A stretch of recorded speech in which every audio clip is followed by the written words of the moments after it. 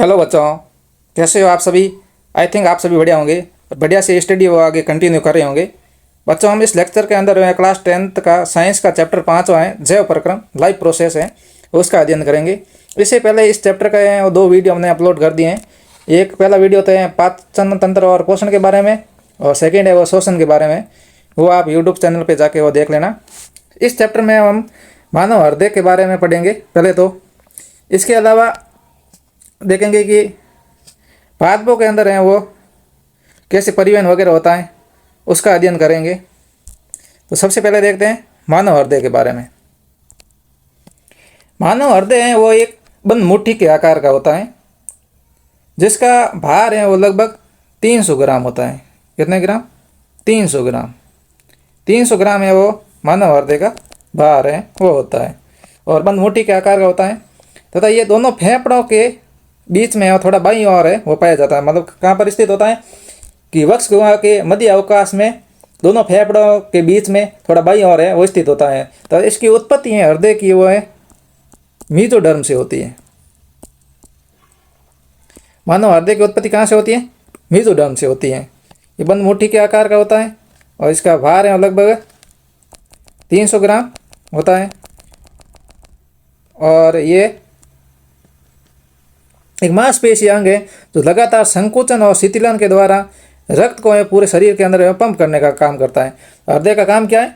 रक्त को है उस पूरे शरीर के अंदर है वो पंप करने का काम है वो हमारे हृदय का है। यहाँ पर आगे हृदय का कार्य दे रखा है कि शरीर के सभी भागों में ऑक्सीजन युक्त रक्त को भेजना इसका काम है। इसके अलावा है शरीर से ऑक्सीजन रहित रक्त है इसको वापस प्राप्त करना, और वापस प्राप्त करके फेफड़ों के अंदर है उसको भेजना। ये हृदय का काम हो गया। तो हृदय का काम क्या है कि ऑक्सीजन युक्त रक्त है इसको तो शरीर के विभिन्न भागों के अंदर भेजना, तथा ऑक्सीजन रहित रक्त है इसको फेफड़ों के पास में है वो भेजना। आगे देखते हैं। तो मानव हृदय वो 4 कक्षीय होता है। कितने कक्षीय होता है? 4 कक्षीय, जिसके अंदर 2 तो आलिंद पाए जाते हैं और 2 ही नीले पाए जाते हैं। 2 आलिंद और 2 नीले मिलकर हैं वो हृदय का मानव हृदय का निर्माण करते हैं। तो मानव हृदय में कितने कक्ष होते हैं? 4। ऊपर के ओर स्थित होते हैं उनको हम कह देते हैं आलिंद, और नीचे की ओर स्थित होते हैं इनको कह देते हैं हम नीले। 2 ही आलिंद होते हैं और 2 ही नीले होते हैं। कुल कितने हो गए?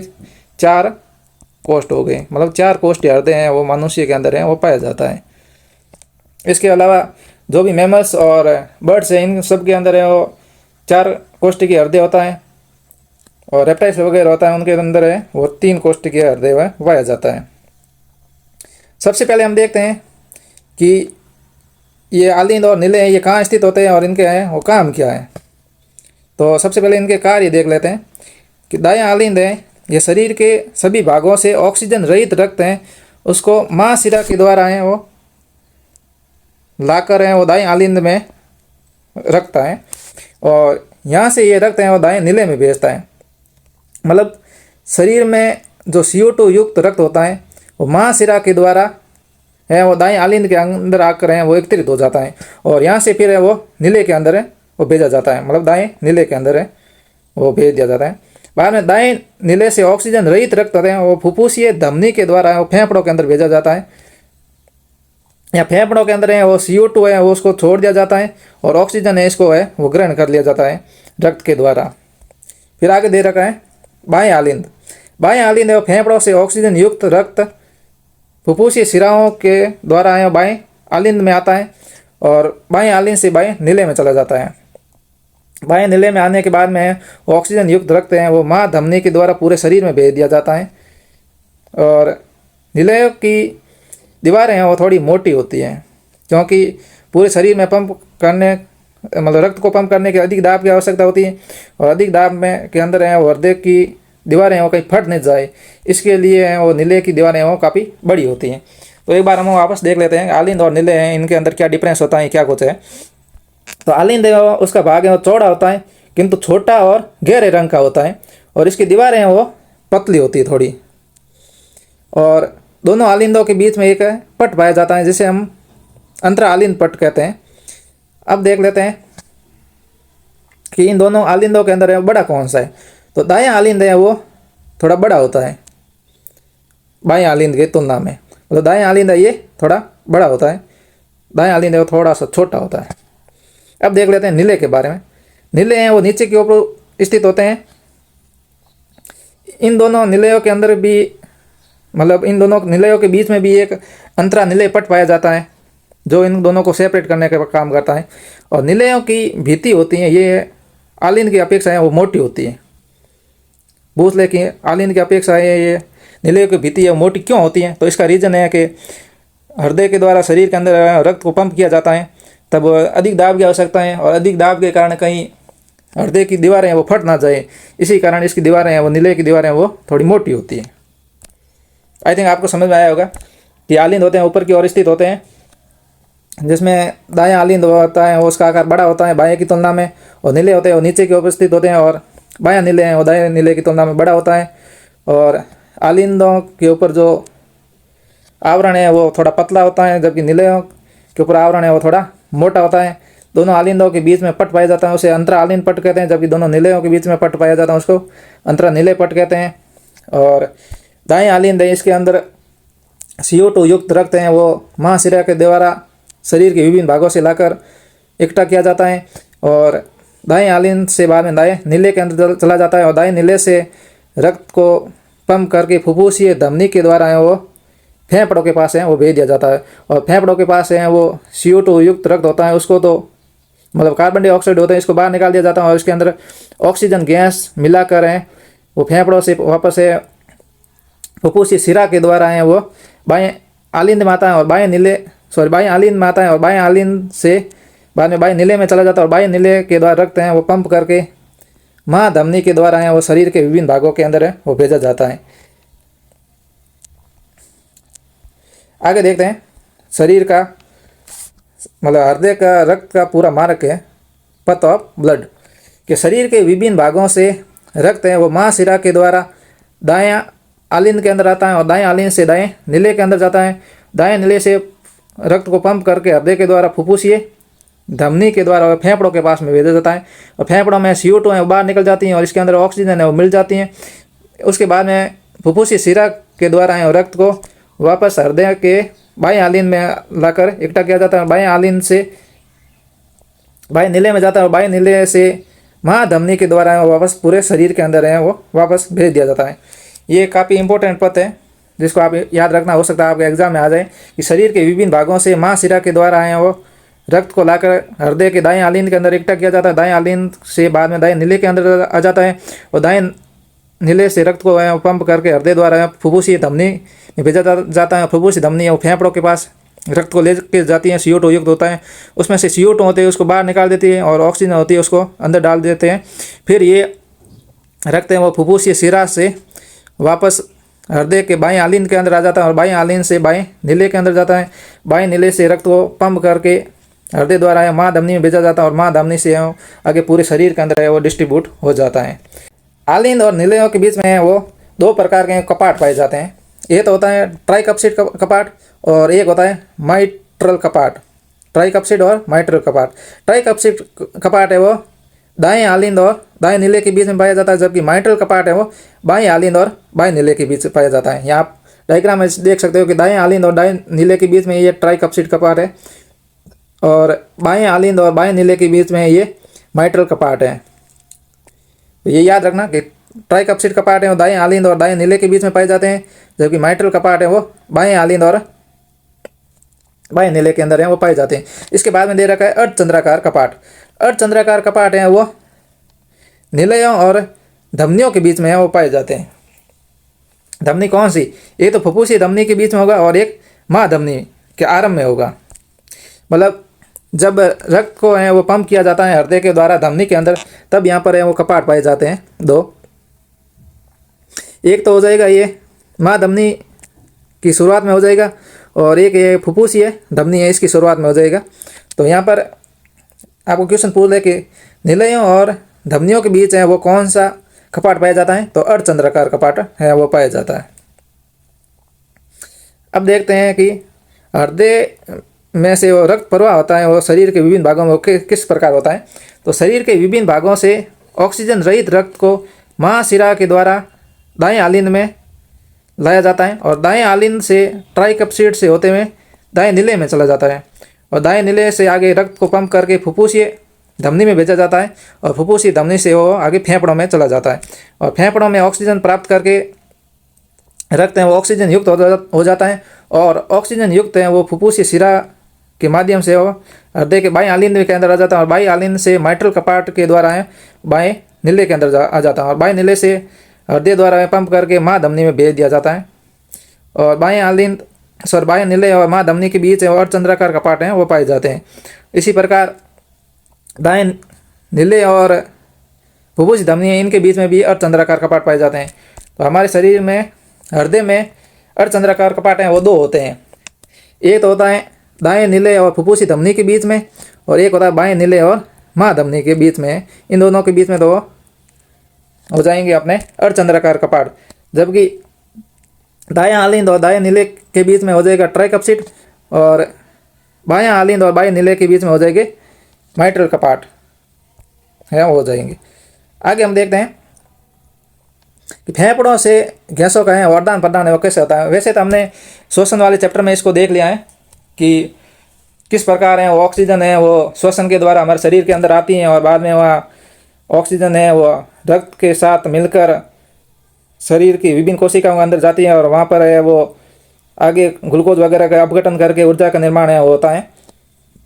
फिर भी एक बार वापस देख लेते हैं कि फेफड़ों में मतलब फेफड़ों की वायु कोशिकाओं की दीवारें बहुत पतली होती हैं, उनके चारों ओर कोशिकाओं का जाल पाया जाता है। यहाँ पर ऑक्सीजन है वो रक्त में चली जाती है और कार्बन डाइऑक्साइड है वो रक्त से वायु कोशिकाओं में चली जाती हैं और इसे श्वसन के द्वारा हम बाहर निकाल देते हैं। यहाँ डायग्राम दे रखा है कि ये कूपिका है, इसके चारों ओर है वो कोशिकाओं का है वो जाल पाया जाता है। इस कूपिका के अंदर ऑक्सीजन होती हैं वो रक्त में चली जाती हैं और यहाँ से CO2 है वो कूपिका के अंदर आ जाती हैं और कूपिका से बाहर है वो श्वसन की प्रक्रिया के द्वारा हम वो बाहर निकाल देते हैं। बाद में दे रखा है दोहरा रक्त परिसंचरण तंत्र, मतलब दोहरा रक्त परिसंचरण है वो किन किन के अंदर होता है। ये तो मैमल्स के अंदर होता है और इसके अलावा एक है वो बर्ड्स के अंदर होता है और हमारे मानव के अंदर भी है वो दोहरा रक्त परिसंचरण तंत्र पाया जाता है। दोहरा रक्त परिसंचरण तंत्र क्या होता है इसके बारे में देखते हैं कि मनुष्य में एक पूर्ण चक्कर में रक्त हृदय से वो 2 बार गुजरता है। मतलब हुआ कि मनुष्य में एक पूर्ण चक्कर में रक्त है वो 2 बार गुजरता है, इसे हम दोहरा परिसंचरण तंत्र कहते हैं। इसके 2 भाग होते हैं, एक तो हो गया फुफ्फुसीय परिसंचरण तंत्र और एक हो गया शारीरिक परिसंचरण तंत्र। इसमें क्या होता है कि सबसे पहले हम देख लेते हैं फुफ्फुसीय परिसंचरण के बारे में कि दायां नीले हैं, इसे फुफ्फुसीय धमनी में रक्त को पंप कर दिया जाता है और फुफ्फुसीय धमनी से आगे वो फेफड़ों में चला जाता है और फेफड़ों में है वो CO2 बाहर निकल जाती है और ऑक्सीजन घुल जाती है और इसके बाद में ये फेफड़ों से वापस फुफ्फुसीय शिरा में आकर आगे वो बाएं आलिंद में आ जाता है। तो ये एक चक्कर तो ये हो गया और सेकंड चक्कर है वो शारीरिक परिसंचरण तंत्र, मतलब शरीर के विभिन्न भागों के अंदर भेजना। तो बाएं नीले से है वो माँ धमनी में भेजा जाता है, माँ धमनी से शरीर के विभिन्न कोशिकाओं के द्वारा विभिन्न अंगों के अंदर पहुँच जाता है और वहाँ से वापस है वो माँ शिराओं से दाएं आलिंद के अंदर है आ जाता है। एक बार आप वापस से देखें।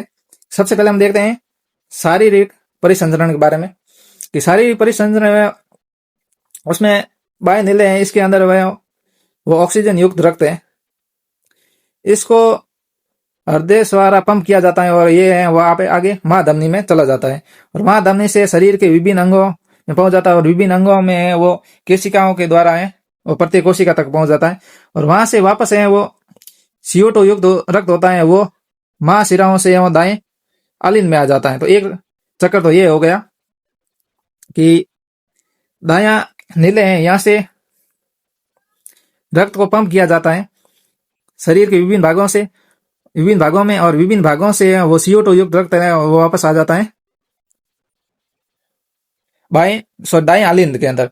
तो एक तो चक्कर ये हो गया। दूसरा चक्कर ये हो जाएगा कि जो CO2 युक्त रक्त आया है वो नीले से पंप किया जाता है और ये फेफड़ों के पास में जाता है। फेफड़ों में वो CO2 है वो बाहर निकल जाएगी और ऑक्सीजन है वो ऐड हो जाएगी और बाद में ये ऑक्सीजन युक्त रक्त है वो आगे आ जाएगा अपने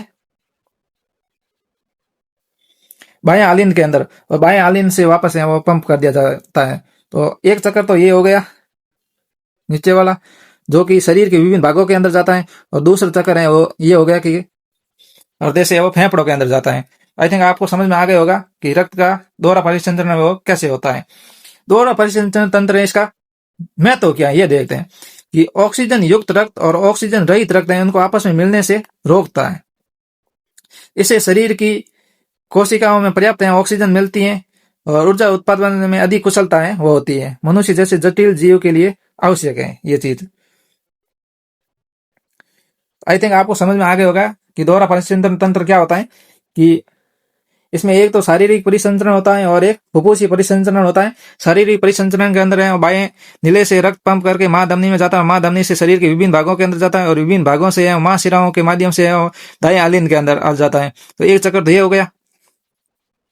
और दूसरा चक्कर है ये फुफ्फुसीय परिसंचरण होता है। इसके अंदर है वो दाएं नीले से रक्त को पंप करके फुफ्फुसी धमनी में भेजा जाता है और फुफ्फुसी धमनी से फेफड़ों से होते हुए फुफ्फुसी शिराओं के माध्यम से बाएं आलिंद के अंदर है वो आ जाता है। ये दूसरा चक्कर है वो हो गया। आगे है वो हम देख लेते हैं रक्त के घटक के बारे में, कि रक्त है वो हमारे शरीर के अंदर किस प्रकार का होता है, इसके अंदर कौन कौन से घटक हैं वो शामिल होते हैं। तो सबसे पहले हम देख लेते हैं कि रक्त होता है ये एक तरल संयोजी ऊतक होता है जिसकी पीएच है वो लगभग 7.4 होती है। और रक्त का अध्ययन है वो हीमेटोलॉजी की शाखा के अंदर किया जाता है। और रक्त का निर्माण की क्रिया है वो लाल अस्थि मज्जा के अंदर होता है। एक स्वस्थ मनुष्य के अंदर लगभग वो है 5 से 6 लीटर रक्त है वो पाया जाता है। मतलब पूरे शरीर का लगभग 7-8% भाग है वो रक्त होता है, 5 से 6 लीटर तक होता है। तो रक्त क्या हो गया, एक तरल संयोजी ऊतक है जो कि हल्का सारी होता है, जिसकी पीएच है वो 7.4 होता है और इनका निर्माण है वो लाल अस्थि मज्जा के अंदर है वो होता है। अब देखते हैं आगे रक्त के घटक। रक्त में वो 2 घटक होते हैं, एक तो प्लाज्मा होता है और एक होता है रक्त कणिकाएं। रक्त कणिकाओं के अंदर लाल रक्त कणिकाएं, श्वेत रक्त कणिकाएं और प्लेटलेट्स हो जाएगी। अब इसमें देखते हैं प्लाज्मा के बारे में। सबसे पहले प्लाज्मा है वो कुल रक्त का है लगभग 55% भाग का निर्माण करता है। कितने परसेंट भाग का? 55% भाग का है वो निर्माण है वो प्लाज्मा के द्वारा किया जाता है। प्लाज्मा है इसका रंग है वो हल्का पीले रंग का होता है। इसके अंदर है एल्बुमिन है, ग्लोब्यूलिन है, इसके अलावा है प्रोथ्रोम्बिन है, फाइब्रोजन है, ये सब है वो इसके अंदर पाए जाते हैं। तो प्लाज्मा क्या हो गया कि एक तरल भाग होता है जिसके अंदर है 90% तक तो इसमें पानी होता है और 8% है वो विभिन्न प्रकार के कार्बनिक और अकार्बनिक पदार्थ जैसे कि हार्मोन है, लवण है, एंजाइम है, CO2 है, इसके अलावा मैग्नीशियम है, कैल्शियम है, क्लोराइड है, सोडियम वगैरह है, ये सब है वो पाए जाते हैं। तो 90% तक तो हो गया जल और 8 से 10% है वो कार्बनिक और अकार्बनिक पदार्थ हैं वो पाए जाते हैं। आगे देख लेते हैं हम रक्त कणिकाओं के बारे में। रक्त कणिकाएं वो 3 प्रकार होती हैं, एक तो हो गई RBC, एक WBC और एक है वो प्लेटलेट्स यानी बिंबाणु। सबसे पहले हम देखते हैं RBC के बारे में। RBC है वो उभय अवतल आकार की या फिर वर्ताकार की या फिर है या बाइकॉन के आकार की होती हैं, जिसके अंदर है वो केंद्रक है वो नहीं पाया जाता है। हमारे मानव शरीर के RBC है इनके अंदर है वो केंद्रक है वो नहीं पाया जाता है। RBC है जिसको हमें इरिथ्रोसाइट कहते हैं, इसके अंदर है वो हीमोग्लोबिन नामक एक लाल रंग का है वर्णक पाया जाता है जो ऑक्सीजन से मिलकर ऑक्सी हीमोग्लोबिन बन जाता है और ये फेफड़ों से ऊतकों तक है ऑक्सीजन का परिवहन करने का काम है वो करता है। हमारे मानव शरीर में RBC की बात करें तो लगभग ये 45 से 55 लाख प्रति mm³ पाई जाती है। कितनी? 45 से 55 लाख है इनकी संख्या। और इनके जीवन काल की बात करें तो लगभग 120 दिन होती है। औसत जीवन काल है वो RBC का 120 दिन का होता है। इसके बाद हम देखते हैं WBC के बारे में कि WBC क्या है। श्वेत रक्त कणिकाएं हैं, इनके बारे में देख लेते हैं। श्वेत रक्त कणिकाएं इनकी संख्या में लगभग 6000 से 8000 प्रति mm³ होती है। कितनी हो गई मात्रा?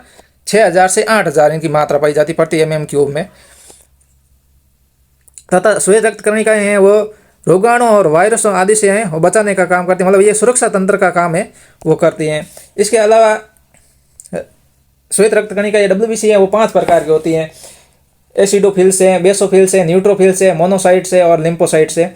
और ये WBC है इनके अंदर वो केंद्रक पाया जाता है, जबकि RBC था इसके अंदर वो केंद्रक नहीं था, जबकि WBC इनके अंदर केंद्रक पाया जाता है। इसके बाद में हम देख लेते हैं पट्टिकाणु या प्लेटलेट्स या बिंबाणु के बारे में। इनका जीवन काल है वो 2 से 5 दिन का होता है। कितने दिन का? 2 से 5 दिन का होता है। और इनकी संख्या है वो 1.5 लाख से 3.5 लाख प्रति mm होती है, mm³ होती है। कितनी होगी? 1.5 लाख से 3.5 लाख प्रति mm³ हो जाएगी। तो प्लेटलेट्स की संख्या में लगभग 1.5 लाख से 3.5 लाख प्रति mm³ हो जाएगी। और इनका जीवन काल है वो 2 से 5 दिन का हो जाएगा। ये सबसे छोटी कोशिकाएं होती हैं जो रक्त का थक्का बनाने में वो सहायता करती हैं। तो प्लेटलेट्स का काम क्या हो गया? रक्त को थक्का बनाने में काम में आती है। तो RBC होती हैं ये तो रक्त का परिवहन ऑक्सीजन का परिवहन करने का काम करती हैं। WBC होती हैं ये रोगाणु और वायरस से रक्षा करती हैं। और प्लेटलेट्स से ये रक्त का थक्का बनाने में काम में आती हैं। आगे देख लेते हैं धमनियों और शिराओं के बारे में कि धमनी और शिराएं हैं वो क्या होती हैं। सबसे पहले देख लेते हैं धमनी के बारे में। धमनी हृदय से रक्त को शरीर के अन्य भागों की ओर लेके जाती हैं। इनकी दीवारें मोटी, लचीली और मजबूत होती हैं। इसमें रक्त है उच्च दाब के साथ बहता है। ये ऑक्सीजन युक्त रक्त को लेके जाती है। अपवाद है फुफ्फुसी धमनी है जो कि ऑक्सीजन रहित रक्त को है वो लेके जाती है। तो धमनी क्या होगी कि ऐसी नलिकाएं जो रक्त को हृदय से शरीर के अन्य भागों के अंदर लेके जाती हैं। ये इनकी दीवारें हैं वो मोटी, लचीली और मजबूत होती हैं। और इसके अंदर रक्त है उच्च दाब के साथ बहता है। और इनके अंदर कपाट है वो नहीं पाए जाते हैं। और इसका अपवाद हो जाएगा फुफ्फुसीय धमनी जिसके अंदर ऑक्सीजन रहित रक्त है वो बहता है। सेकेंड देख लेते हैं हम शिरा के बारे में। वेंस क्या होती है? शिरा ये शरीर के विभिन्न भागों से रक्त हैं और हृदय की ओर लाने का काम करती है। इसके दीवारें वो पतली होती हैं, मतलब शिराओं की अपेक्षा धमनी की अपेक्षा शिराओं की दीवारें वो पतली होती हैं। और इसके अंदर वो कपाट पाए जाते हैं ताकि रक्त है वो उल्टी दिशा में नहीं जाए। और इसका अपवाद है वो फुफ्फुसीय शिरा हो जाएगा। तो आपको धमनी और शिरा के बारे में अंतर है वो समझ में आ गया होगा कि धमनी है वो रक्त मतलब ऑक्सीजन युक्त रक्त को शरीर के विभिन्न भागों के अंदर लेके जाती हैं, जबकि शिराएं हैं वो ऑक्सीजन रहित रक्त यानी CO2 युक्त रक्त है वो उसको शरीर के विभिन्न भागों से हृदय तक लाती हैं। इसके अलावा धमनी है इसके अंदर कपाट है वो नहीं पाए जाते हैं, जबकि शिरा है इसके अंदर कपाट है वो पाए जाते हैं। धमनी के अंदर रक्त है वो उच्च दाब के साथ बहता है, जबकि शिराओं में रक्त वो कम दाब के साथ बहता है। और धमनी की दीवारें वो मोटी, लचीली और मजबूत होती हैं। इसकी अपेक्षा शिराओं की हैं वो दीवारें वो पतली होती हैं। और धमनी का अपवाद हो जाएगा फुफ्फुसी धमनी और शिरा का अपवाद हो गया फुफ्फुसीय शिरा। आगे है वो केशिकाओं के बारे में दे रखा है कैपिलरीज। ये बहुत बारीक रक्त वाहिनियाँ होती हैं। ये धमनियों और शिराओं को आपस में जोड़ने का काम है वो करती हैं। इनके माध्यम से रक्त और कोशिकाओं के बीच में ऑक्सीजन और CO2 तथा पोषक पदार्थों अपशिष्ट पदार्थों का है वो आदान प्रदान है वो होता है। मतलब धमनियाँ और शिराएं हैं आगे फर्दर डिवाइड होकर केशिकाओं का है निर्माण करती है। केशिकाएं ये बारीक रक्त वाहिनियाँ होती हैं जो कि ऑक्सीजन है, CO2 है, पोषक पदार्थों अपशिष्टों इनका है आदान प्रदान करने का काम है वो करती हैं। आगे दे रखा है हृदय की धड़कन के बारे में। और यहाँ पर ये धमनी और शिरा का डायग्राम भी दे रखा है कि धमनी मोटी दीवार होती है, उच्च दाब के साथ बहता है। इनके अंदर कपाट नहीं पाए जाते हैं, जबकि शिरा इनकी दीवार होती हैं पतली होती हैं और इनके अंदर कपाट पाया जाता है। और आगे केशिकाएं दे रखी हैं ये छोटी छोटी नलिकाओं समान संरचनाएं होती हैं। आगे दे रखा है हृदय की धड़कन के बारे में कि हृदय की धड़कन है वो किस प्रकार होती है। तो हृदय की मांसपेशियों में नियमित रूप से संकुचन और शिथिलन है होता रहता है। संकुचन के समय रक्त है वो पंप किया जाता है और शिथिलन के समय हृदय में रक्त है वो भरता है। इस पूरी प्रक्रिया को हृदय चक्कर या कार्डियक साइकिल कहते हैं।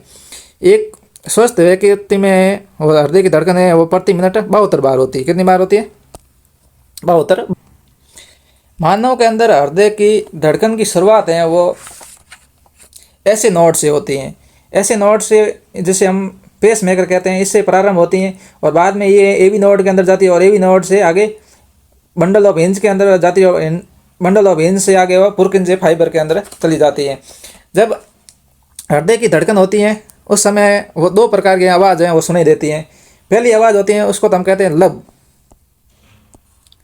और दूसरी आवाज़ होती है उसको हम कहते हैं डप। पहली आवाज़ कौन सी होगी, लब, और दूसरी आवाज़ है वो उसे कहते हैं हम डब। लब की आवाज़ है वो आलिंद और नीले के बीच जो द्वि कपाट या त्रिकपाट पाए जाते हैं, जिसको हम ट्राइकपसिड या माइट्रल कहते हैं, उनके बंद होने की आवाज़ होती है, उसको तो कहते हैं हम लब। और सेकंड ध्वनि होती है डप होती है, वो नीले और महाशिरा के बीच में या फुफ्फुसी शिरा के बीच में वो अर्धचंद्राकार कपाट पाए जाते हैं, उनको बंद होने की ध्वनि है, उसको कहते हैं हम डप। तो हृदय की धड़कन के अंदर कौन सी ध्वनि उत्पन्न होती है, लब और डब। ये दो प्रकार की ध्वनि है वो होती हैं। और एक स्वस्थ मनुष्य है वो प्रति मिनट लगभग 72 बार है वो धड़कन है करता है। आई थिंक आपको मानव हृदय है वो समझ में आ गया होगा कि मानव हृदय है उसकी संरचना किस प्रकार है, वो कैसे काम करता है। एक बार हम वापस रैपिडली देख लेते हैं कि मानव हृदय है वो बंद मुट्ठी के आकार का होता है, जो कि वक्ष कुआ में पाया जाता है, दोनों फेफड़ों के बीच में के अंदर है, बाईं ओर स्थित होता है। उसके अलावा इसकी उत्पत्ति है वो मेसोडर्म से होती है और इसका भार लगभग 300 ग्राम होता है और ये बंद मुट्ठी के आकार का होता है। इसके अलावा हमने देखा कि मानव हृदय है इसके अंदर 2 आलिंद है और 2 नीले पाए जाते हैं। आलिंद होते हैं 2 ऊपर की ओर स्थित होते हैं और नीले हैं वो नीचे की ओर उपस्थित होते हैं। आलिंद होते हैं इनकी दीवार है वो नीले की अपेक्षा पतली होती हैं, जबकि नीले हैं इनकी दीवारें हैं वो थोड़ी मोटी होती है। मोटी क्यों होती हैं, क्योंकि हृदय द्वारा रक्त को पंप करने के समय अधिक दाब की आवश्यकता होती है और अधिक दाब में कहीं दीवारें वो फट ना जाए, इसके कारण है वो दीवारें थोड़ी बड़ी होती हैं। इसके बाद में हमने पढ़ा कि दोनों आलिंदों के बीच में वो एक पट पाया जाता है जिसे अंतरा आलिंद पट कहते हैं, और निलयों के बीच में होता है उसे अंतरा निलय पट कहते हैं। इसके बाद में हम देखा कि दायां आलिंद है वो सबसे बड़ा भाग होता है हृदय का, और दायां आलिंद और दायां नीले के बीच में और ट्राइकपसिड कपाट पाए जाते हैं, जबकि बायां आलिंद और बाएं नीले के बीच में और माइट्रल कपाट है वो पाए जाते हैं। इसके अलावा हमने अर्धचंद्राकार कपाट के बारे में देखा कि वो फुफ्फुसी धमनी और शिरा के बीच में फुफ्फुसी धमनी और नीले के बीच में या फिर महाधमनी और नीले के बीच में वो अर्धचंद्राकार कपाट हैं वो पाए जाते हैं। और ऑक्सीजन युक्त रुधिर है वो हृदय के बाएं भाग में बहता है, और ऑक्सीजन रहित रक्त है या फिर CO2 युक्त रक्त है वो हृदय के दाएं भाग में है वो प्रवाहित होता है। हमने आगे ये भी देखा कि रक्त हैं वो किस प्रकार आगे हैं वो प्रवाहित होता है। सबसे पहले शरीर के विभिन्न भागों से ऑक्सीजन रहित रक्त यानी CO2 युक्त रक्त होता है, वो महाशिराओं से दाएं आलिंद में आता है और दाएं आलिंद से और ट्राइकपसिड से होते हुए दाएं नीले के अंदर चला जाता है, और दाएं नीले से रक्त को पंप करके फुफ्फुसीय धमनी के अंदर है वो भेज दिया जाता है। और फुफ्फुसीय धमनी से आगे फेफड़ों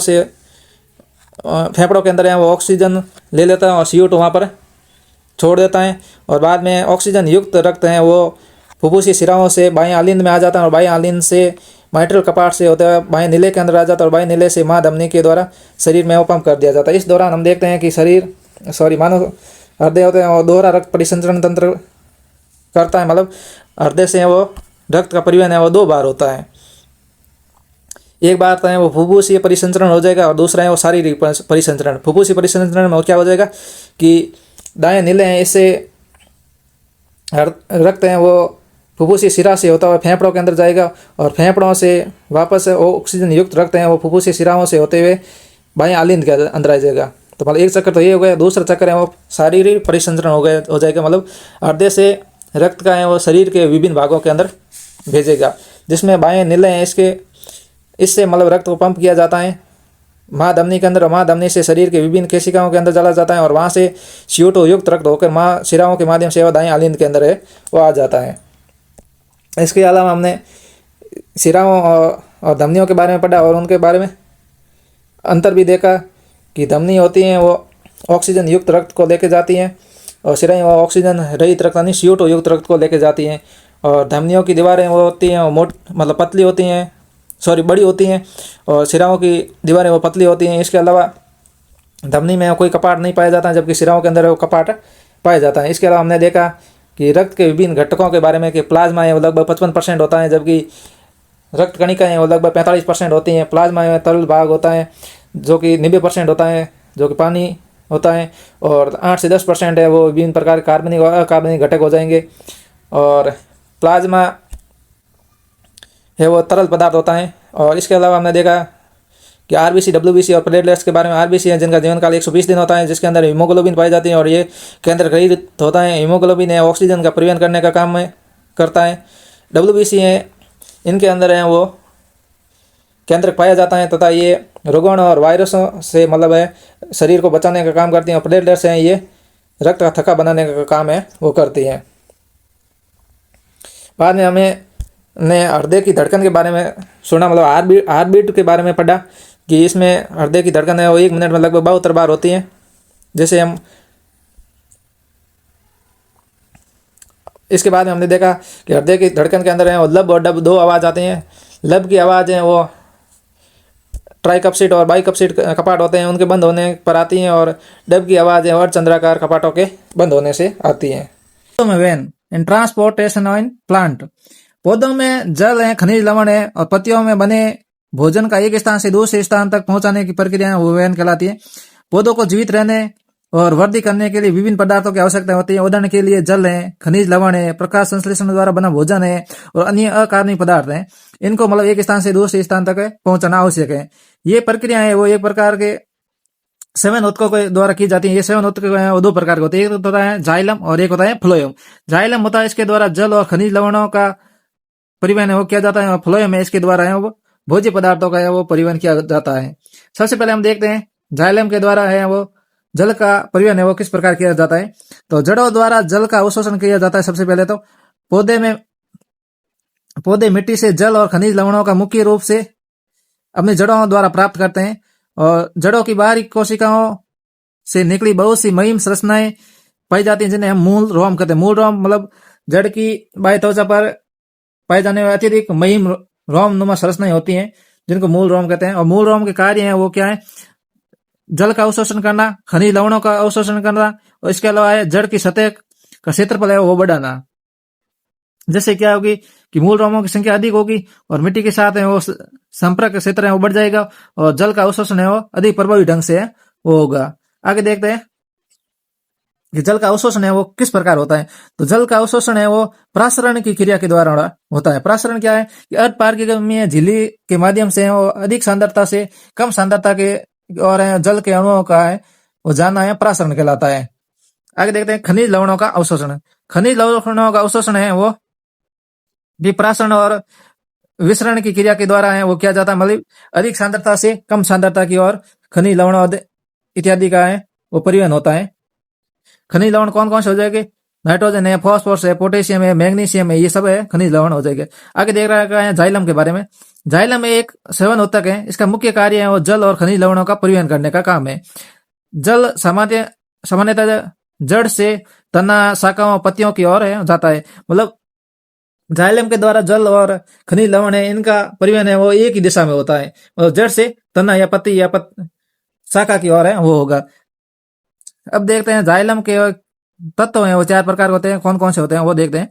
तो जाइलम ट्रैकिड्स है, जाइलम वाहिकाएं है, जाइलम तंतु है और जाइलम पैरेन्काइमा है। इनमें से जाइलम ट्रैकिड्स और जाइलम वाहिकाएं और जाइलम तंतु है ये है मृत प्रकृति के होते हैं, मतलब ये जीवित नहीं होते हैं, इनके अंदर है वो जीवधरी वगैरह नहीं पाए जाते हैं। जबकि जाइलम पैरेन्काइमा है ये एक ही है वो जीवित प्रकार का है वो होता है। आगे देखते हैं कि जाइलम में जल है ऊपर कैसे बढ़ता है। तो इसमें वो निम्न कारक है वो सहायक होते हैं। एक तो मूल दाब है, एक वाष्पोत्सर्जन खिंचाव है, एक जल के अणुओं के मध्य सहसंजन और आसंजन बल है वो पाया जाता है। इनके माध्यम से वो जल है वो जाइलम के अंदर ऊपर की ओर गति करता है। तो कौन कौन से सहायक तत्व हो जाएंगे कि मूल दाब है, वाष्पोत्सर्जन खिंचाव है और सहसंजन और आसंजन बल है। सबसे पहले हम देखते हैं मूल दाब के बारे में। जब जड़ की कोशिकाओं खनिज आयनों को अंदर लेती हैं तो जड़ में जल का प्रवेश बढ़ जाता है, जिससे जाइलम में दाब उत्पन्न होता है और इस दाब को हमें मूल दाब कहते हैं। ये जल को ऊपर की ओर धकेलने में सहायता करता है, लेकिन ऊंचे पौधों के लिए पर्याप्त नहीं है। आगे देखते हैं वाष्पोत्सर्जन के बारे में कि पत्तियों से जल का वाष्प के रूप में बाहर निकलने की प्रक्रिया उसको वाष्पोत्सर्जन है वो कहते हैं। ये मुख्य रूप से पत्तियों के रंध्रों के द्वारा है वो होती है। वाष्पोत्सर्जन है वो जाइलम में जल की कमी होती है, जिसके कारण है वो जाइलम में जल है ऊपर की ओर खींचा चला जाता है। अब देखते हैं ट्रांसपायरेशन पुल या फिर वाष्पोत्सर्जन खिंचाव के बारे में। पत्तियों से जल वाष्प के निकलने से जाइलम में एक प्रकार का ये खिंचाव उत्पन्न होता है। ये खिंचाव जड़ से पत्तियों तक जल को ऊपर की ओर खींचने में महत्वपूर्ण भूमिका है वो निभाता है। आगे देख रखा है सहसंजन और आसंजन बल के बारे में, जो कि सबसे महत्वपूर्ण थ्योरी है वो है यानी कोएंसियो यानी एडेंसियो। जल के अणु एक दूसरे से आकर्षित होते हैं, इस गुण को सहसंजन कहते हैं। मतलब जल के अणुओं के मध्य एक आकर्षण बल पाया जाता है, उसे सहसंजन कह देंगे। और जल और भित्ति के बीच में वो एक आकर्षण बल पाया जाता है, उसे हम आसंजन बल कहेंगे। तो सहसंजन के कारण जाइलम में जल एक निरंतर स्तंभ के रूप में बना रहता है, जिससे वह जल ऊपर की ओर बढ़ता है। आसंजन है वह जाइलम की दीवारों से आकर्षित होता है जल, और आसंजन भी जल को जाइलम में ऊपर की ओर पहुंचाने में सहायता है करता है। तो पौधों में जल परिवहन का पूरा मार्ग क्या हो गया कि मिट्टी से जल है वो मूल रोमों के द्वारा ग्रहण किया जाता है, इसके बाद में ये जड़ की कोशिकाओं में आ जाता है, इससे आगे वो जाइलम में चला जाता है, जाइलम से तना शाखा व पत्तियों में चला जाता है। पत्तियों में जो रंध्र पाए जाते हैं उनसे जल है वो बाहर है वाष्पोत्सर्जन के रूप में बाहर निकलकर वायुमंडल में है वो आ जाएगा। आई थिंक आपको जल ग्रहण की प्रक्रिया है या फिर जाइलम है ये समझ में आ गया होगा। आगे हम देखते हैं फ्लोएम। फ्लोएम दूसरे प्रकार का है वो स्वयनोत्तक है। इसका मुख्य कार्य पत्तियों में बना भोजन है उसका परिवहन करने का है। पत्तियों में प्रकाश संश्लेषण से बना भोजन है, जैसे कि मुख्यतः सुक्रोज होता है, उसको अन्य भागों के अंदर पहुंचाया जाता है। फ्लोएम द्वारा भोजन का पत्तियों से अन्य भागों में पहुंचाने की प्रक्रिया है वो स्थानांतरण कहलाती है। ये दो दिशाओं में होता है। तो जाइलम होता है उसके अंदर जल का परिवहन होता है वो एक दिशा में होता है, मतलब जड़ से पत्ती की ओर होता है। जबकि फ्लोएम है इसका स्थानांतरण है वो दोनों दिशाओं में होता है, ऊपर की ओर भी जाती है और नीचे की ओर भी जाती है। अब देखते हैं फ्लोएम में है वो दाब प्रवाह के द्वारा है वो भोजन का एक स्थान से दूसरे स्थान तक पहुंचता है। फ्लोएम में सुक्रोज के प्रविष्ट होने से विलेय पदार्थों की सांद्रताएं बढ़ जाती है, इससे जल जाइलम से फ्लोएम में प्रवेश करता है और फ्लोएम में दाब है वो बढ़ जाता है। ये दाब भोजन के घोल को सिंक की ओर प्रवाहित करता है, इस दाब को ही हम दाब प्रवाह है वो कहते हैं। आगे जाइलम और फ्लोएम में अंतर दे रखा है वो देख लेते हैं। जाइलम है वो जल और खनिज लवणों का परिवहन करने का काम करता है, जबकि फ्लोएम है ये भोजन मतलब मुख्यतः सुक्रोज का परिवहन है वो करता है। परिवहन की दिशा है वो जाइलम में तो जड़ से पत्ती की ओर मतलब ऊपर की ओर हो जाएगी, जब फ्लोएम है उसमें आवश्यकता अनुसार ऊपर या नीचे दोनों की ओर होती है। जाइलम में इसके अंदर है वो जल के परिवहन में ऊर्जा की आवश्यकता है वो नहीं होती है, जबकि फ्लोएम में इसमें ऊर्जा की आवश्यकता है वो होती है।